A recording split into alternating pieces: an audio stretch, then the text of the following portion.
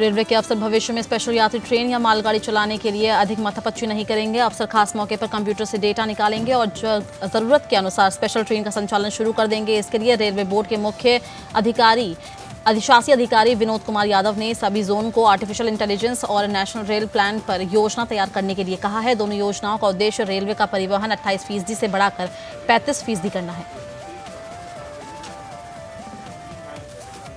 Railway की क्षमता बढ़ाने को लेकर इंटेलिजेंस और नेशनल रेल प्लान पर शनिवार को रेल मंत्री पीयूष गोयल और रेलवे बोर्ड के सीईओ ने महाप्रबंधकों के साथ मीटिंग की थी। मीटिंग के बाद उत्तर मध्य रेलवे के महाप्रबंधक राजीव चौधरी ने अधिकारियों को दोनों योजना पर काम शुरू करने का निर्देश दिया है। जोन के अधिकारी आर्टिफिशियल इंटेलिजेंस के तहत हर गतिविधि का डेटा बैंक तैयार करेगा। इसी डेटा बैंक के आधार पर जरूरत के अनुसार त्वरित फैसले लिए जाएंगे। नेशनल रेल प्लान में पूरा ढांचा बदलेगा।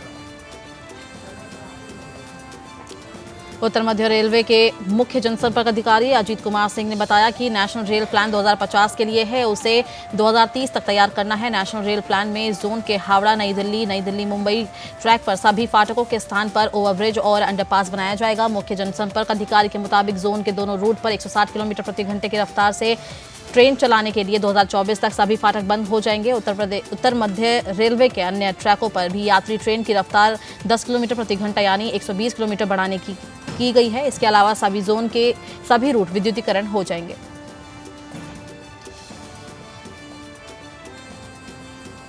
अपने 1 साल के सफर में यूपी 112 ने बच्चों, महिलाओं और बुजुर्गों सहित समाज के हर आयु और वर्ग के लोगों के लिए योजनाएं शुरू करते हुए 56,36,000 लोगों तक सहायता पहुंचाई है। पिछले वर्ष 26 अक्टूबर को दिन ही मुख्यमंत्री योगी आदित्यनाथ ने डायल 100 से यूपी 112 की शुरुआत की थी। इस सफर में यूपी 112 का 1090 181 और उत्तर प्रदेश राज्य सड़क परिवहन निगम के साथ एकीकरण हुआ।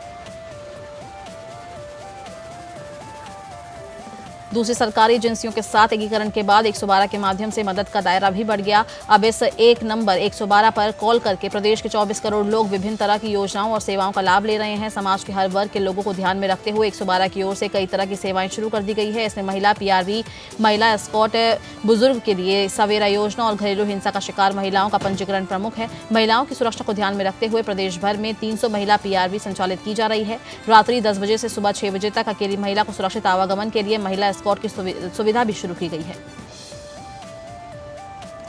सवेरा योजना के तहत प्रदेश भर के 7 लाख बुजुर्ग का पंजीकरण किया गया है। पंजीकृत बुजुर्ग 112 को कॉल करके कई तरह की सहायता ले रहे हैं। इसी तरह यूपी 112 ने लॉकडाउन के समय 6,57,000 लोगों तक मानवीय राहत पहुंचाई और इस कार्य में प्रशासन ने 112 का पूरा सहयोग किया।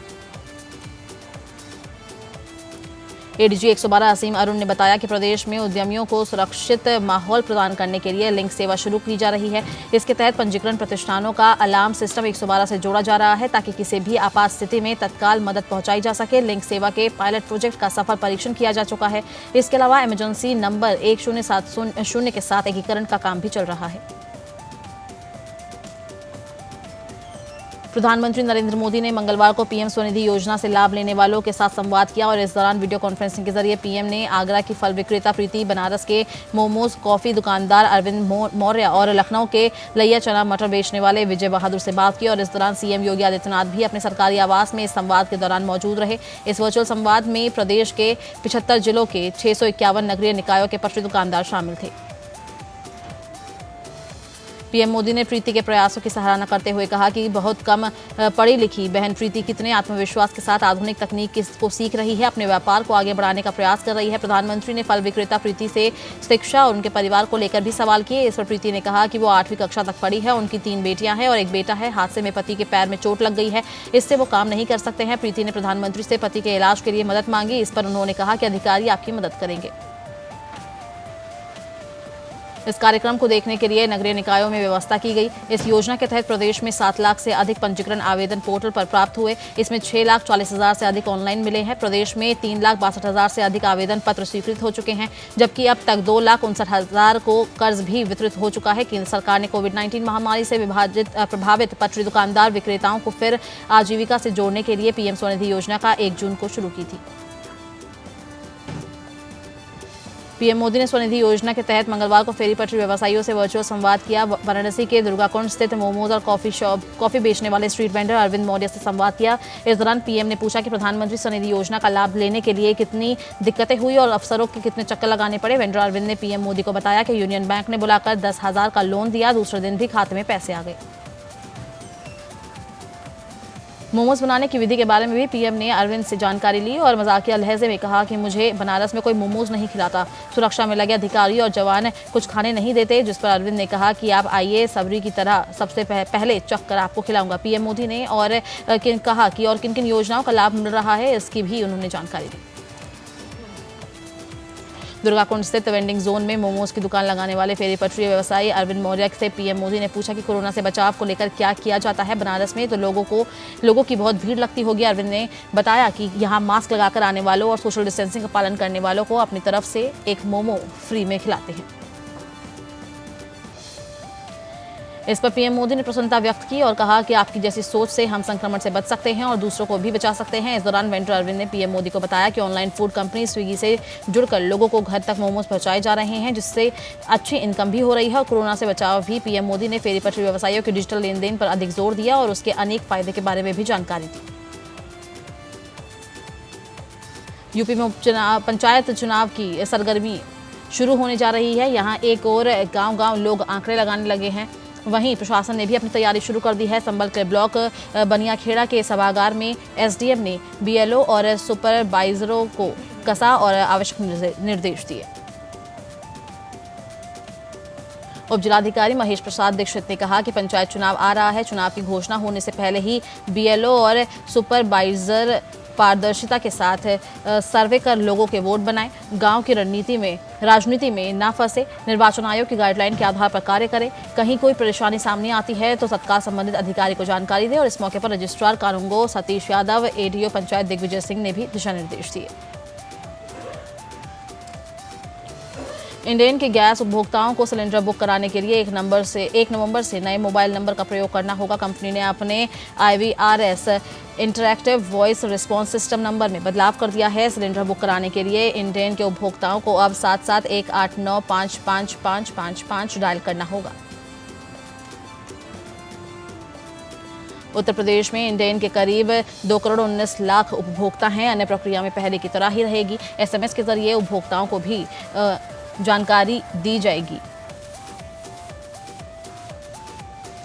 इंडेन के उपभोक्ता SMS के माध्यम से भी सिलेंडर बुक करा सकते हैं। IOC के DGM मनीष कुमार ने बताया कि नए नंबर पर उपभोक्ता SMS भेजकर सिलेंडर बुक करा सकते हैं। इस सुविधा की टेस्टिंग चल रही है। उत्तर प्रदेश के मुख्यमंत्री योगी आदित्यनाथ के निर्देश पर चलाए जा रहे मिशन शक्ति अभियान के दौरान 10 दिनों में अब तक 32,925 के विरुद्ध अलग अलग मामलों में कार्रवाई की गई है। इसमें 9,166 व्यक्तियों के विरुद्ध CRPC की धारा 107 और 116 के तहत, 4,653 के विरुद्ध IPC की धारा 151 के तहत, 3,178 के विरुद्ध CRPC की धारा 110G, 492 के विरुद्ध CRPC की धारा 294 तथा 23,078 व्यक्तियों के विरुद्ध अन्य कार्रवाई की गई है। इसके अलावा 1,524 व्यक्तियों पर गुंडा एक्ट में कार्रवाई की गई है। ये जानकारी अपर मुख्य सचिव गृह अवनीश कुमार अवस्थी ने दी। अवनीश कुमार अवस्थी ने बताया कि मिशन शक्ति के तहत विमेन पावर लाइन 1090, UP 112 और एंटी रोमियो स्क्वाड द्वारा की गई कार्रवाई की इसके उत्साहवर्धक और सार्थक नतीजे सामने आए हैं। विमेन पावर लाइन 1090 पर 25 अक्टूबर को कुल प्राप्त टेलीफोन कॉल्स में से 933 पर कार्रवाई की जा रही है। इनमें से 543 कॉल पर 1090 द्वारा कार्रवाई की गई, जबकि 468 कॉल पर दूसरे विभागों द्वारा कार्रवाई की जा रही है। विमेन पावर लाइन द्वारा जिन 933 कॉल पर कार्रवाई की जा रही है, इनमें 335 टेलीफोन, 108 इंटरनेट, 2 स्कॉटिंग, 9 हॉटस्पॉट, 4 अन्य और 7 प्रैंक कॉल से संबंधित टेलीफोन कॉल्स हैं। इसके अलावा 468 शिकायतों में से 303 शिकायतें 112 को त्वरित कार्रवाई के लिए भेजा गया तथा 165 शिकायतें कार्रवाई के लिए पुलिस विभाग को भेजी गई है। 6 शिकायतें FIR फैमिली फ्रेंड्स और रिलेटिव काउंसलिंग के लिए भी ली गई है। UP 112 ने 6,932 शिकायतों पर कार्रवाई की। मुख्य अपर मुख्य गृह सचिव ने बताया कि मिशन शक्ति से महिलाओं में जागरूकता आ रही है और उनके द्वारा 112 के माध्यम से पुलिस की सेवाएं लगातार ली जा रही है। अभियान के दौरान 17 से 25 अक्टूबर के बीच 112 द्वारा महिलाओं से संबंधित 6,932 शिकायतों पर कार्रवाई की गई, जिनमें से 5,994 शिकायतें घरेलू हिंसा और 938 छेड़खानी से संबंधित है। उन्होंने कहा कि पूरे प्रदेश में 1,574 एंटी रोमियो दल सक्रिय रूप से काम कर रहे हैं। अभियान की अवधि में 25 अक्टूबर तक 59,277 स्थानों पर 2,33,880 व्यक्तियों की चेकिंग की गई। चेक किए गए व्यक्तियों में से 36,595 लोगों ने शपथ पत्र लेकर छोड़ा गया, जिसमें से 12,204 अभिभावक हैं। अपर मुख्य सचिव गृह ने बताया कि सेफ सिटी परियोजना के तहत पिंक पेट्रोल के वाहनों तथा 25 पिंक बूथों को क्रियाशील करा दिया गया है। विभिन्न पावर लाइन की क्षमता में वृद्धि की गई है और 1090 में स्थापित डेटा एनालिटिक्स सेंटर को भी क्रियाशील किया गया है। साथ ही कॉल सेंटर की क्षमता में वृद्धि के लिए 80 नए टर्मिनल की स्थापना कराते हुए संचालित कराया गया है। सेफ सिटी योजना के तहत कराए जा रहे कार्यों के लिए वर्तमान वित्तीय वर्ष की प्राविधानित 96 करोड़ 86 लाख रुपए में से 44 करोड़ 37 लाख रुपए व्यय के लिए अवमुक्त किए जा चुके हैं। लंबे समय से यूपी और बिहार के बीच ठप परिवहन निगम की सेवाएं एक बार फिर शुरू होने जा रही है। गोरखपुर से पटना मोतिहारी के लिए बस सेवा बिहार विधानसभा के मतदान से पहले शुरू हो सकती है। निगम ने किराया तय कर दिया है। एक बस सेवा मंगलवार या बुधवार से पटना और मोतिहारी के लिए शुरू हो सकती है। इसी क्रम में देवरिया और महाराजगंज से भी बिहार के लिए बस सेवा शुरू होने वाली है। गोरखपुर शहर के नौकरी पेशा वालों के लिए से लेकर मकान बनवाकर करीब 1 लाख लोग बिहार में रहते हैं। वहीं बड़ी संख्या में लोग खरीदारी से लेकर इलाज कराने आते हैं। आवाजाही के लिए इन्हीं डग्गामार बसों का सहारा लेना पड़ता है। गोरखपुर डिपो की साधारण बस बिहार की राजधानी पटना और मोतिहारी के लिए चलेगी। जिम्मेदारों ने बस की टाइमिंग और किराए को भी तय कर लिया है। बिहार की बस सेवा को लेकर लंबे समय से मांग चल रही है। वर्ष 2017 में पटना के लिए गोरखपुर से बस सेवा शुरू हुई थी, लेकिन लोड फैक्टर के चलते संचालन नहीं हो सका। गोरखपुर डिपो के ARM के तिवारी का कहना है कि पटना और मोतिहारी के लिए बस सेवा शुरू करने के लिए तैयारी पूरी कर ली गई है। मशीन में किराया लोड किया जा रहा है। बिहार के अधिकारियों से भी सवारियों की उपलब्धता को लेकर वार्ता हुई गई।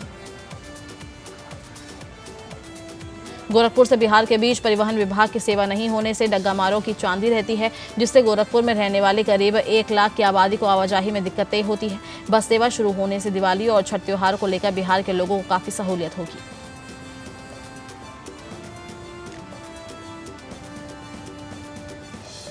धान खरीद पर नजर रखने के लिए राज्य सरकार ने नोडल अधिकारियों की तैनाती कर दी है। ये नोडल अफसर हर हफ्ते आवंटित जिलों में धान क्रय केंद्रों का निरीक्षण करेंगे और अपनी रिपोर्ट शासन को सौंपेंगे और इस संबंध में प्रमुख सचिव वीना कुमारी ने आदेश जारी कर दिया है।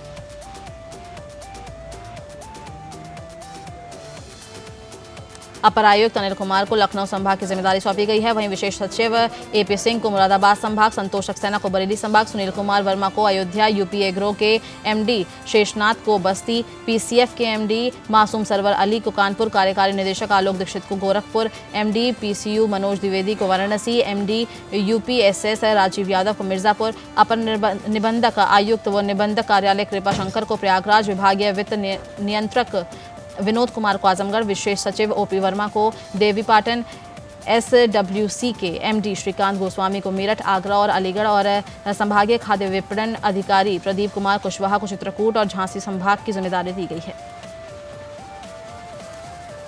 अधिकारियों को यह भी देखना होगा कि किसानों को धान बेचने के लिए परेशानी ना हो, उनका भुगतान समय पर हो रहा है, क्रय केंद्र से धान मिलों में जा रहा है, मिलों से धान FCI के गोदामों में पहुंच रहा है या नहीं। मंडलायुक्त और जिलाधिकारियों को भी वस्तु स्थिति से अवगत कराएंगे। उत्तर प्रदेश सरकार किसानों की फसल सुरक्षित रखने और उसकी अच्छी कीमत दिलाने के लिए गांव में 5000 भंडारण गोदाम बनाएगी। राज्य सरकार के एक प्रवक्ता ने सोमवार को बताया कि प्रदेश के किसानों को अब अपनी फसल बेचने के लिए इधर उधर भटकना नहीं पड़ेगा। किसान अपनी उपज को अपनी सुविधा के मुताबिक बेचकर बेहतर कीमत ले सकेंगे।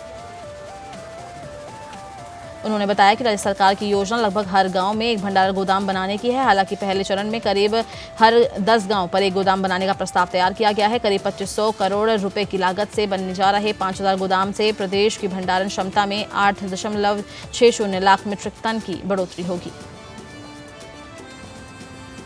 प्रवक्ता ने बताया कि भंडारण की व्यवस्था न होने से किसानों को फसल बचाने की कठिन चुनौती का सामना करना पड़ता है। ज़्यादातर किसानों को उपज खराब होने के डर से मजबूरी में काफ़ी कम कीमत में अपनी फसल बेचनी पड़ती है। भंडारण की सुविधा बढ़ जाने के बाद किसान अपनी उपज को सुरक्षित रख सकेंगे और बेहतर कीमत मिलने पर बाजार में बेच सकेंगे। सहकारिता विभाग के अपर मुख्य सचिव MVS रामिरेड्डी के मुताबिक इन सभी गोदामों की कुल भंडारण क्षमता करीब 8,60,000 मीट्रिक टन होगी। ये गोदाम ग्राम पंचायतों और विकासखंड स्तर पर बनाए जाएंगे। प्रस्ताव तैयार कर जल्द ही केंद्र सरकार को स्वीकृति के लिए भेजा जाएगा। इन गोदाम में किसानों से खरीदे जाने वाले अनाज के साथ ही किसान भी अपना अनाज रख सकेंगे। किसानों को अपना उत्पाद घर के पास रखने की सुविधा मिलेगी। ये भंडारण गोदाम सिर्फ किसानों की आय ही नहीं बढ़ाएंगे बल्कि ग्रामीण युवाओं के लिए रोजगार का भंडार भी खोलेंगे।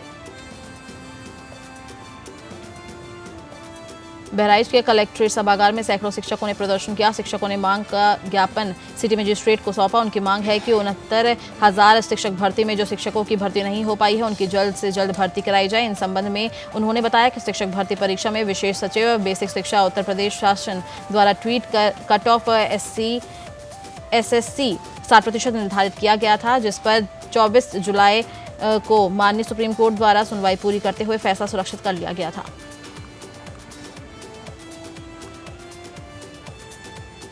करोड़ों के घोटाले के आरोपी यूपी SIDC के चीफ इंजीनियर अरुण मिश्रा को कानपुर पुलिस ने गिरफ्तार किया। कानपुर में तैनाती के दौरान किए गए घोटाले की जांच कर रहे ASP कैंट सत्यजीत गुप्ता ने गिरफ्तार किया है। काफी समय से चल रही थी घोटाले की विवेचना।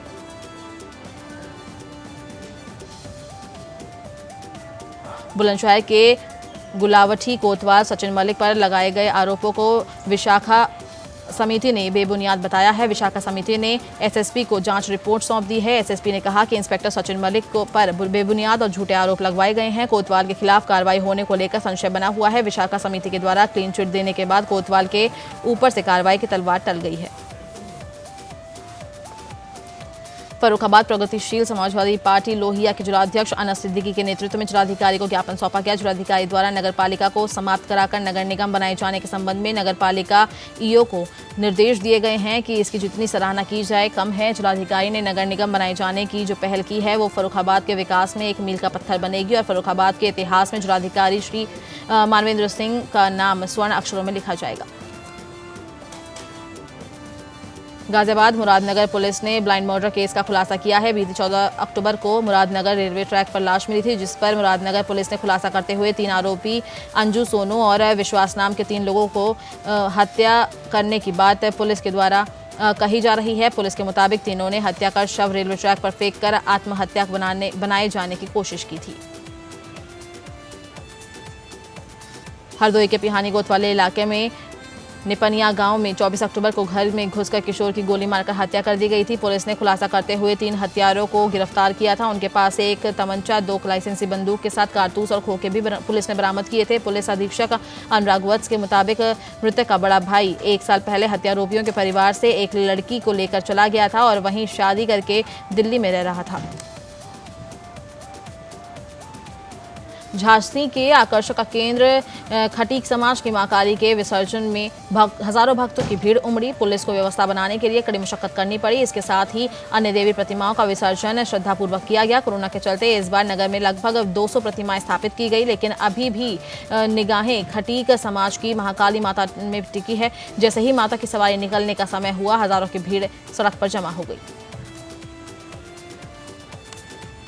फर्रुखाबाद के राजेपुर मार्ग पर दुर्घटना में 2 दवा प्रतिनिधियों की दर्दनाक मौत हो गई। फर्रुखाबाद से राजेपुर बाइक से जा रहे 2 दवा प्रतिनिधियों को एक तेज रफ्तार कार ने सामने से जोरदार टक्कर मार दी, जिससे एक की मौत हो गई जबकि दूसरे ने लोहिया अस्पताल में उपचार के दौरान दम तोड़ दिया, जिसके बाद परिजनों में कोहराम मचा है। शोर कोतवाली क्षेत्र के मोहल्ला पल्ला जटवारा निवासी 29 वर्षीय सुमित पांडे पुत्र श्रीकांत पांडे और एक दवा कंपनी में MR था।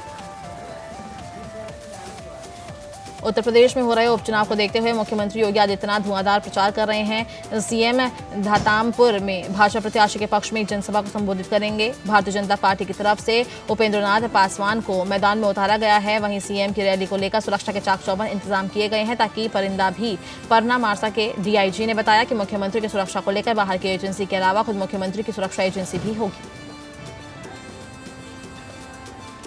यूपी में शिक्षा विभाग में कितना भ्रष्टाचार है, ये कानपुर की एक प्रिंसिपल पद पर तैनात एक शिक्षिका के साथ हुए अत्याचार से मालूम पड़ता है, जिसके खुलासे से ये साफ होता है कि योगी सरकार के शिक्षा विभाग में सिर्फ भ्रष्टाचार ही नहीं बल्कि महिलाओं का शोषण भी हो रहा है, जिसकी वजह सबसे असुरक्षित होने की हकीकत बाहर निकल कर आ रही है। मामला कानपुर के चौबेपुर थाना क्षेत्र का है, जहां जय भारत महाविद्यालय में सरकारी शिक्षिकाओं को कार्यरत किया गया है, लेकिन इस महाविद्यालय के प्रिंसिपल ने जो खुलासा किया है वो बेहद चौंकाने वाला था।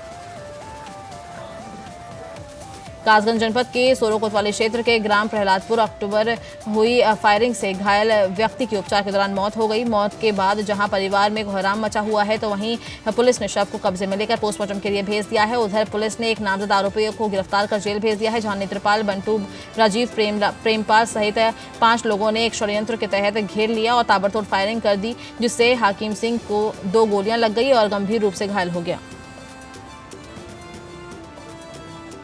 कौशाम्बी जनपद में मिनी बस और बोलेरो आपस में टकरा गई। बोलेरो को बचाने के चक्कर में मिनी बस अनियंत्रित होकर सड़क पर पलट गई। बस में सवार लगभग आधा दर्जन यात्री घायल हो गए, जिन्हें राष्ट्रीय राजमार्ग में कंट्रोल प्रभारी ने उमेश कुमार शर्मा और राहगीरों की मदद से जिला अस्पताल में भर्ती कराया, जहां पर सभी घायलों का इलाज चल रहा है। ये बस प्रयागराज से आगरा शादी समारोह में शामिल होने जा रही थी। कौशाम्बी जनपद में बेखौफ हो चुके बदमाशों ने एक व्यापारी से 1,10,000 रुपए दिन दहाड़े लूट कर मौका वारदात से भाग रहे थे, तभी ग्रामीणों ने दौड़ाकर एक बदमाश को पकड़ लिया, जबकि दूसरा फरार हो गया। लूट की सूचना पर तत्काल अपर पुलिस अधीक्षक समेत भारी पुलिस फोर्स मौके पर पहुंची। बदमाश को हिरासत में लेना चाहा तो ग्रामीणों ने हंगामा शुरू कर दिया। पुलिस के सामने ही ग्रामीणों ने बदमाश को पीटा। हालांकि पुलिस ने स्थिति को संभालते हुए आरोपी को गिरफ्तार कर थाने ले गई। कुशीनगर की ऐतिहासिक विरासत और संस्कृति को जीवंत बनाए रखना, नारी सशक्तिकरण और नारी शक्ति का सम्मान, ग्रामीण क्षेत्रों में छिपी प्रतिभा को खेलों के माध्यम से उभारने तथा किसानों की समस्या का एक मंच द्वारा निराकरण के उद्देश्य से विगत वर्षों की भांति आयोजित कुशीनगर महोत्सव के 8वें संस्करण के आयोजन के लिए आयोजन समिति के अध्यक्ष विनय राय ने जिले के विभिन्न जगहों पर दौरा किया और महोत्सव में आयोजित होने वाले कार्यक्रमों की रूपरेखा के बारे में चर्चा करते हुए समिति के सदस्यों को आयोजन संबंधित आवश्यक निर्देश दिए। रायबरेली में सपा नेता को जान से मारने की धमकी मिली। पुलिस अधीक्षक के तथाकथित नंबर से धमकी दी गई है। बताया जा रहा है कि किसी ने फ्रॉड कॉल कर नेता को धमकी दी। धमकी का ऑडियो वायरल हो रहा है। ये धमकी सपा के युवजन सभा के जिला महासचिव देवेंद्र सिंह को मिली है। पीड़ित सपा नेता ने पुलिस अधीक्षक से शिकायत की। सहारनपुर में सेवानिवृत्त कर्मचारी और पेंशनर्स एसोसिएशन उत्तर प्रदेश के कार्यकर्ताओं ने 22 सूत्रीय मांग पत्र की मांग की। कर्मचारियों और पेंशनर्स का जो डीए सरकार द्वारा बंद कर दिया गया है उसे पुनः शुरू किया जाए। इसके साथ ही अंशदायी पेंशन व्यवस्था बंद कर पुरानी पेंशन व्यवस्था जारी की जाने की मांग की गई है।